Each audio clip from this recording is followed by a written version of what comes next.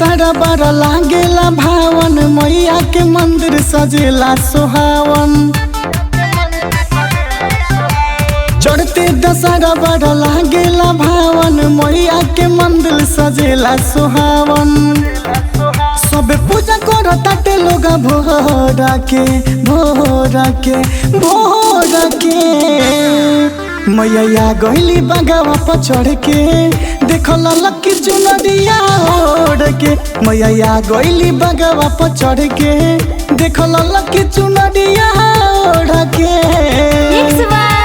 SBFD recording studio Nepal.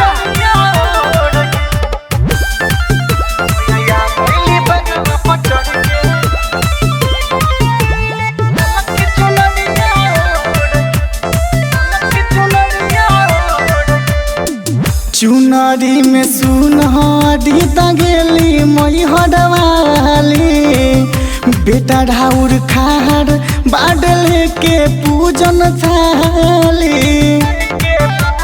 जय हो चुनरी में सुनहरी लगेली मैहर वाली, बेटा राउर खार बाडल के पूजन थाली।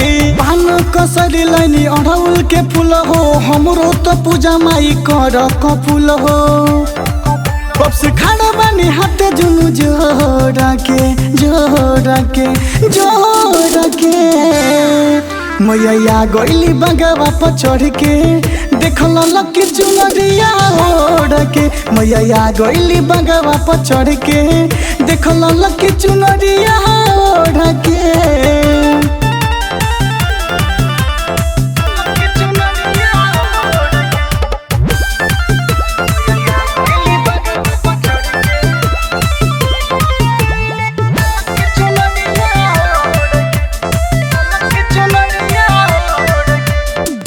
हमनी से जइहा माई जान तू रोट हो, माफ करीह गलती जवन होई भूला चूक हो। हमनी से जइहा माई जान तू रोट हो, माफ करीह गलती जवन होई भूला चूक हो। राइटर रमेश कहे बानी नादान हो, प्रेमी पुनीत जी पर फेर ध्यान हो। जन जय बेटे भाके छोड़ा के छोड़ा के छोड़ा के। मैया गईली बगावा पर चढ़ के, देखल लकी चुनरिया ओढ़ के। मैया गईली बगावा पर चढ़ के, देखल लकी चुनरिया ओढ़ के।